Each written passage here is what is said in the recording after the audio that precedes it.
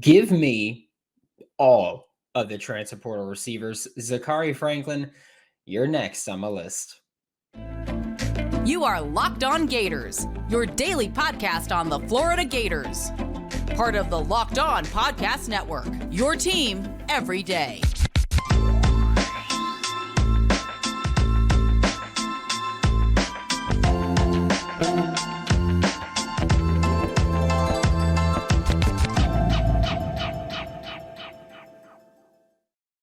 Hello and welcome back to another episode of Locked On Gators, part of the Locked On Podcast Network, your team every day. Thanks for making Locked On Gators your first listen of the day. We are available daily and free wherever you listen to podcasts. Happy Thursday. The weekend is almost here, baby. I'm Brandon Olson. Find me on Twitter at WNS_Brandon. Find all my written work with Whole Nine Sports, Giants Country, NFL 33. And we're talking about Zakhari Franklin today from UTSA. But before we talk about him specifically, I need to talk about Graham Mertz because, well, every time that I talk about a receiver, whether it's Montana Limonius Craig, whether it's Keon Coleman, and I'm sure on today when I'm talking about Zakhari Franklin, I always get comments. Why would receivers want to come here? Why would they want to play with Graham Mertz? Here's the thing. Graham Mertz is not great.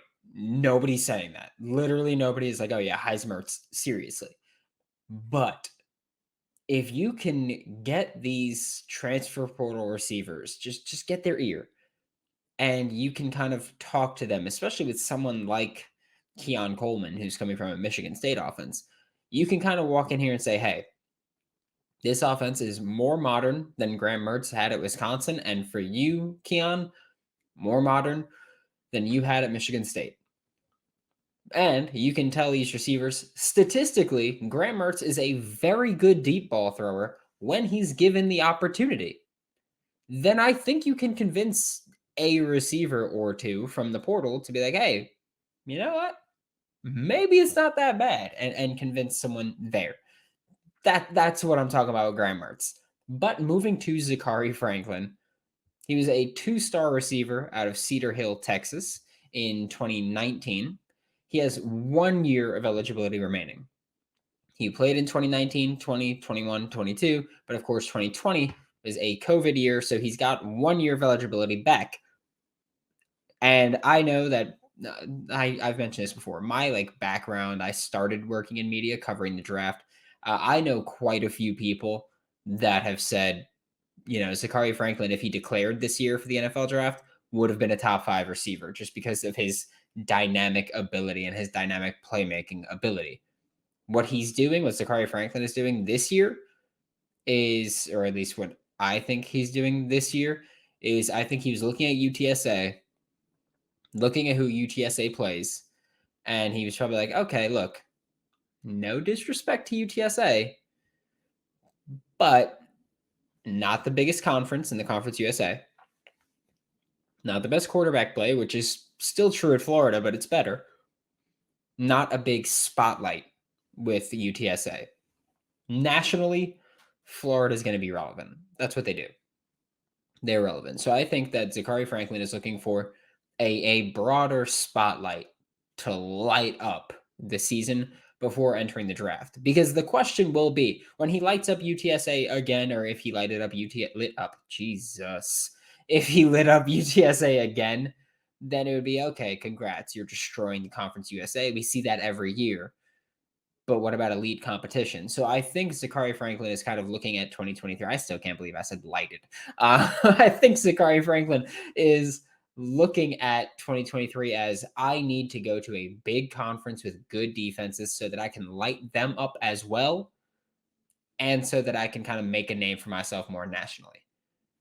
Now, Zakhari Franklin, like Keon Coleman, like I mentioned yesterday, Zakhari Franklin and Keon Coleman would immediately challenge Ricky Pearsall as the best receiver on this roster. But I know that yesterday when I was talking about it, I was like, Keon Coleman, he'd probably edge out Ricky Pearsall a little bit. I genuinely think that if you look at Zakhari Franklin versus Ricky Pearsall, I think more often than not, you're going to take Zakhari Franklin. That's not a knock on Ricky Pearsall, by the way. Ricky Pearsall is still very good. He's one of the best route runners in football. But I think Zakhari Franklin is a smooth, fluid route runner. He's proven as a contested catcher, and he's just been a dynamic playmaking weapon, which we'll talk about in a little bit.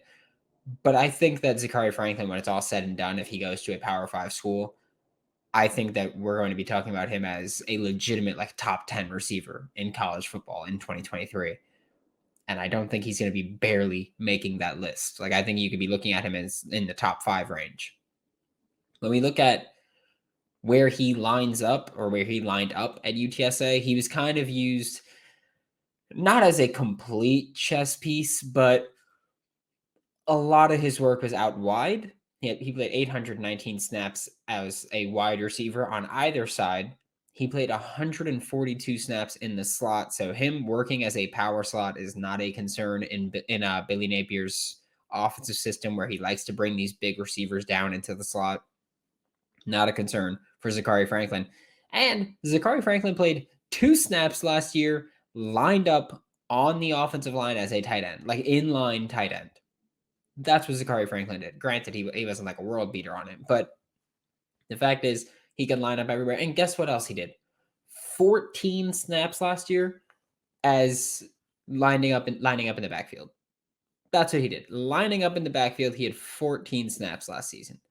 Like, he can line up wherever you need him to line up, and he can operate wherever you need him to operate. And it's also important to talk about.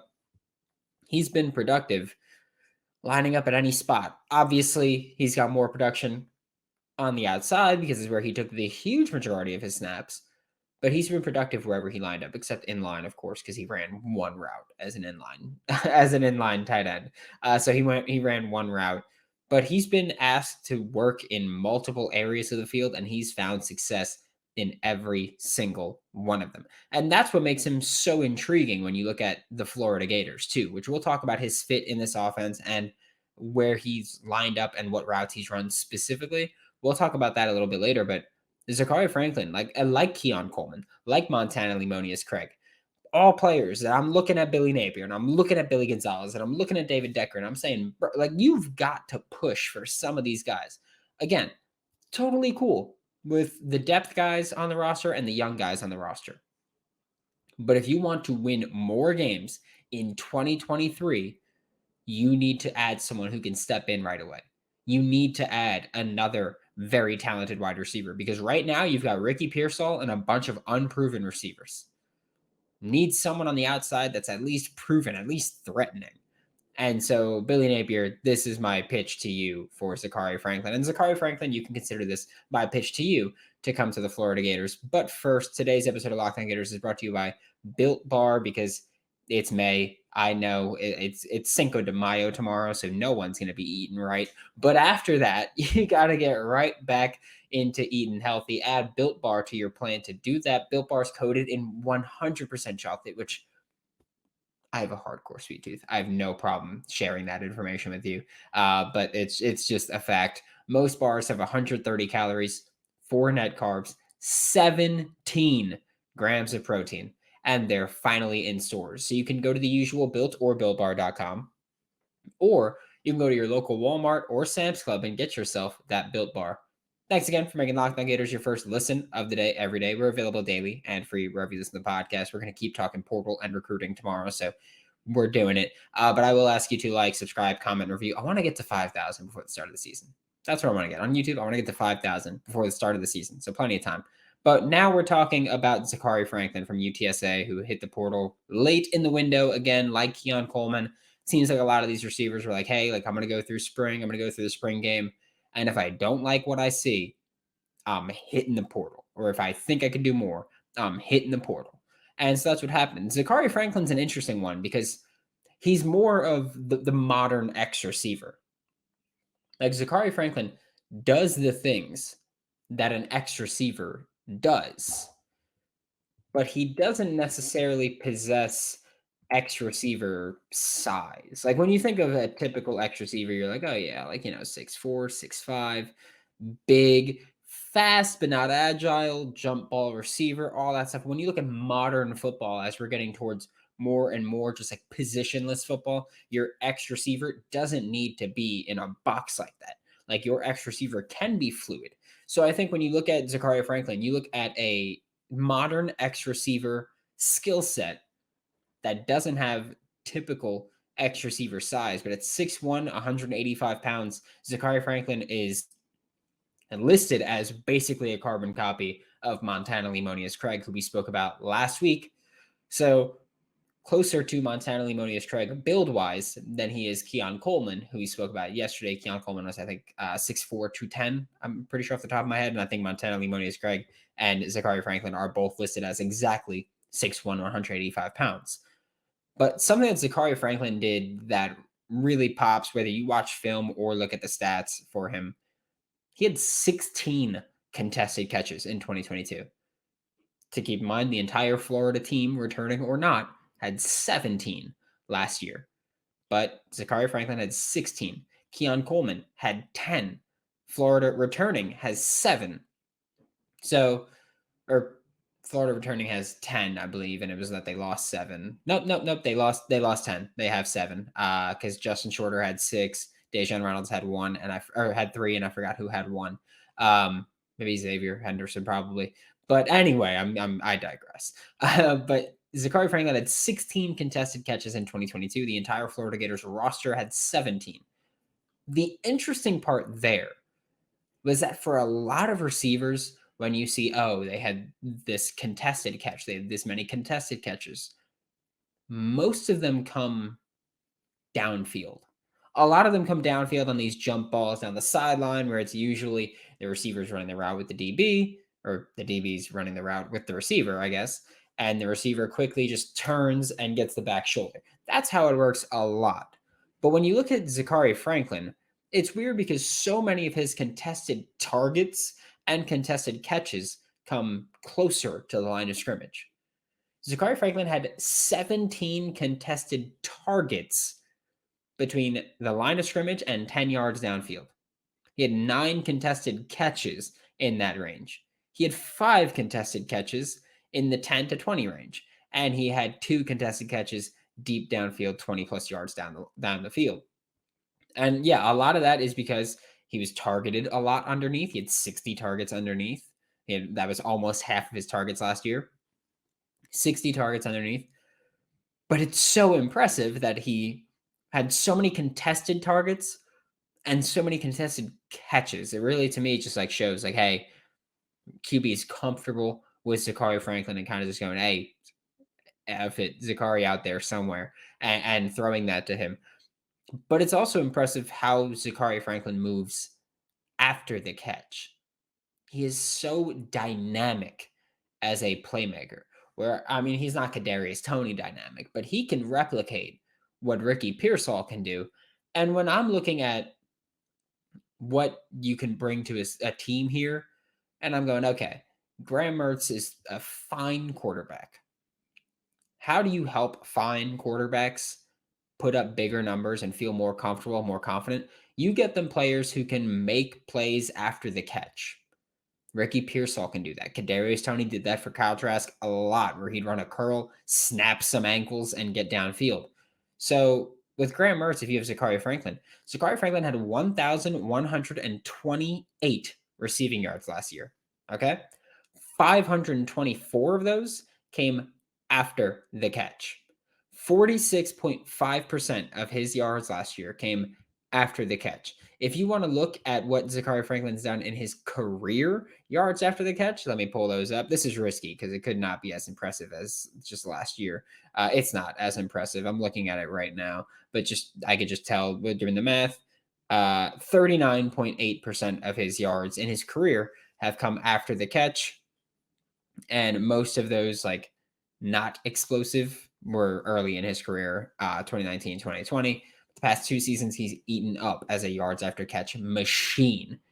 And that's something that you're going to take, right? You could say, hey, Graham, we're going to work with you over the middle of the field and shallow, and we're going to get the ball to Ricky Pearsall, to Zakhari Franklin, to Aiden Mizell, to Eugene Wilson, to Andy Jean, to these receivers that are going to catch the ball short and run after the catch, and you just have to get the ball to them. That's a that's a fantastic game plan as long as you can execute that. That's it. You just have to get the ball to receivers underneath and let them run, right? Unlike Montana Lemonius Gregg and Keon Coleman, by the way, Zakhari Franklin, not a great run blocker. So he's not great at the least important thing for a receiver. Granted, it's huge in terms of creating explosive runs. But Zakhari Franklin's one of those guys where you talk about him and you go, okay, like the effort's there, but he's just not a great run blocker. Not awful, but not something that you'd list as a positive for him, which is fine because unless you've got two guys who are perfectly the same, except one's a little bit better run blocker, that's not a make or break thing for a wide receiver. That's just not how football works, where they're going to go, oh, okay, receiver can't run block, I'm out. But now we're talking about the actual fit with Zakhari Franklin and this offense. Do you remember if you everydayers listened on Tuesday, I did an episode Tuesday morning about RJ Moten, who committed to Florida Tuesday afternoon. But on Tuesday morning, I had an episode come out about RJ Moten. And I was talking about him and his skill set and how he fits with Austin Armstrong. I said RJ Moten and Austin Armstrong, match made in heaven. Like, you don't get better than that. That Netflix show, The Perfect Match, cancel it because you got it with RJ Moten and Austin Armstrong. You have it here with Zakhari Franklin and Billy Napier as well. Like, they're also a match made in heaven just with how Zakhari Franklin's skill set fits with what Billy Napier wants to do. Zakhari Franklin absolutely dominated the intermediate area of the field with UTSA. And granted, it was his second most targeted. I'm going to pull the numbers because I need you to hear how awesome he was there. 20.6% of Zakhari Franklin's targets came between 10 and 20 yards downfield. That's 27 targets, 17 catches, 346 yards, 5 touchdowns. Okay? That's incredibly impressive. 20.4 yards per catch. He also had 122 yards after the catch, so 7.2 yards after the catch per catch. Awesome. He also forced 3 missed tackles in that time, had 17 first downs. So every catch that was 10 to 20 yards was a first down, which is typical, unless you're in 3rd and 15, you catch it 10 yards or 11 yards and get tackled. But when Zakhari Franklin was targeted in that 10 to 20 range, quarterbacks throwing him the ball had a passer rating of 146.2. And when you look at that intermediate range between the numbers where Billy Napier loves running with those dig routes that he loves so much, Zakhari Franklin was targeted 11.5% of the time there, 15 targets, 10 catches, 237 yards, and a touchdown. Okay? 102 yards after catch. So he had 132 yards before the catch. Great, right? 10 first downs on those catches, obviously. Passer rating of 131.9 when targeting him intermediate over the middle of the field. When targeting him outside the numbers in that 10 to 20 range, passer rating of 156.7. And I mean NFL passer rating that tops out at 158.3. Okay, not the college one that just keeps going. So I mean, statistically and on film, Zakhari Franklin is fantastic in that intermediate range, specifically on dig routes. I don't know what it is because Zakhari Franklin is not this incredibly explosive athlete that just like runs his route and then boom, and then breaks and destroys people on the inside route. He just gets open pretty consistently there. And when he doesn't get open, you can throw him the football and he's going to win the contested catches more often than not. In the intermediate range, he caught 83.3% of his contested catch targets. Okay? So he destroyed the intermediate range. He is an absolute killer there, where Billy Napier wants to have his receivers be killers. So Zakhari Franklin, Billy Napier, match made in heaven here. You don't need to use him as the motion man underneath the line of scrimmage or behind the line of scrimmage. You don't need to do that. But when you also look deep down the field, where the big selling point is, where you go, okay, like Graham Mertz was great deep down the field. We're going to use you deep down the field more than you were at UTSA, more than Keon Coleman was in Michigan State. But you can say, okay, like deep down the field, Graham Mertz was fantastic deep down the field. Statistically, fantastic. When you watch the film, fantastic. Deep down the field for Zakhari Franklin was the least targeted area. He was targeted only 19 times, 20 plus yards downfield. Caught the ball 8 times, though, which doesn't sound amazing, but 42% of your passes, or if you can complete 42% of your passes, 20 plus yards downfield, that's impressive. Okay. So 42% of the time he was targeted 20 plus yards downfield, he caught it. Of those 8 catches, he had 235 yards and 5 touchdowns. Okay. Also had a pass rating of 106.4. But that's an incredible just clip to produce that.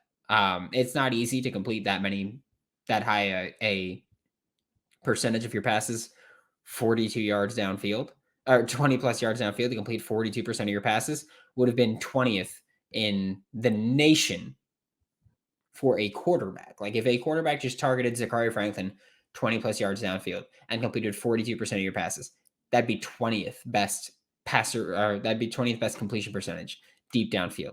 So yeah, it's pretty impressive. Hopefully that context helps you there. But I will say that Zakhari Franklin worked a lot on slants, drags, zig routes, whip routes, whatever you want to call them. They're same stuff. But Zakhari Franklin worked a ton underneath and was a freak when doing it. Similar to Coleman. When Coleman worked underneath, he was great. Part of that for Coleman was because of game plan. Part of that for Coleman was because Peyton Thorne was his starting quarterback. You could make the same exact argument for Zakhari Franklin, where you could say part of the reason was to just get him the ball underneath and let him make plays because he's great after the catch. Yes. You could also say part of that is because Frank Harris was his quarterback. And Frank Harris, as adequate as he was last season, not spectacular. He produced, but a lot of that was yards after catch, like Zakhari Franklin. So I think when you're looking at just this fit, this is another one that's match made in heaven. And you're going to hear me say that a lot because I don't want to do shows about people who aren't good fits. Okay. So that's why you're going to keep hearing me talk about good fits, because that'd be a waste of time to talk about people who aren't good fits. All right. Thanks for making Locked On Gators your first listen of the day every day. We're available daily and free wherever you listen to the podcast. We'll be back tomorrow to talk more Florida Gators football. Haven't decided if we're talking transfer portal, high school, or something else, but it's football. For Locked On Gators, I'm Brandon Olson. Don't forget to follow me on Twitter at WNS_Brandon. Find all my written work with the whole 9 sports, Giants Country, NFL 33, and I'll see you all tomorrow.